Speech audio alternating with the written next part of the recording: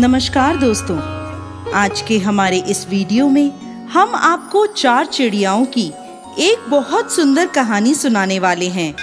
एक समय की बात है, 4 चिड़ियाएं एक पेड़ पर रहती थीं।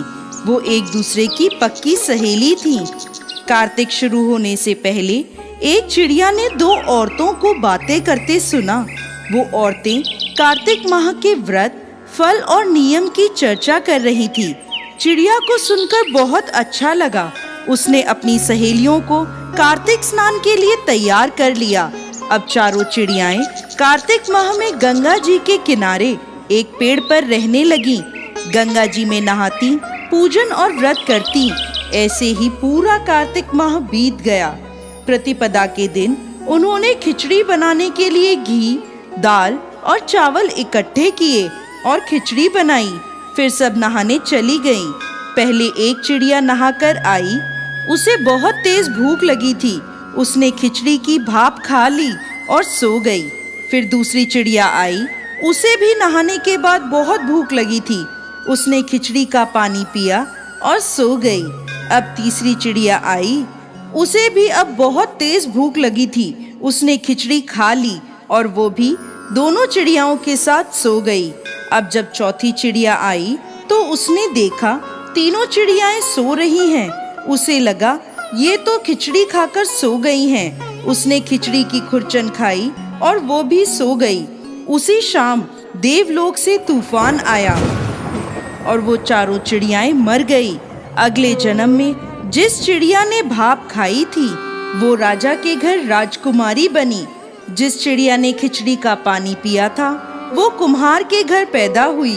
जिस चिड़िया ने खिचड़ी खाई थी उसने ब्राह्मण के घर जन्म लिया और जिस चिड़िया ने खुरचन खाई थी वो राजा के घर हथनी बनी। कुम्हार की लड़की राजा के महल में दासी बन गई और ब्राह्मण की लड़की राजकुमारी की सहेली बनी। राजकुमारी को अपने पिछले जन्म की सब बातें याद थी। राजकुमारी का विवाह हुआ। जब वो विदा हुई तो राजा से बोली कि मैं अपनी सहेली और दासी को साथ ले जाऊंगी। राजा ने कहा ठीक है। राजकुमारी फिर बोली मैं इस हथनी को भी साथ लेकर जाऊंगी। राजा ने सैनिकों से कहा हथनी को ले आओ, पर हथनी उठी ही नहीं। तो राजकुमारी ने हथनी के कान में जाकर अपने पिछले जन्म की सारी बात कही तो हथनी खड़ी हो गई। ये देखकर वो राजकुमार जो राजकुमारी को ब्याहने आया था बोला तुमने इसके कान में क्या कहा कि यह तुरंत खड़ी हो गई? मुझे बताओ तुम कौन हो? राजकुमारी ने उस राजकुमार को अपने पिछले जन्म की सारी बातें बता दी। राजकुमार बोला कि कार्तिक नहाने का इतना फल होता है कि चिड़िया को मनुष्य की योनि मिल जाए, तो हम भी इस वर्ष जोड़े से कार्तिक स्नान करेंगे और खूब दान पुण्य करेंगे। राजकुमार और राजकुमारी ने जोड़े से कार्तिक स्नान किया, जिसके फलस्वरूप इस लोक के सुखों को भोगते हुए अंत में उन्हें वैकुंठ की प्राप्ति हुई।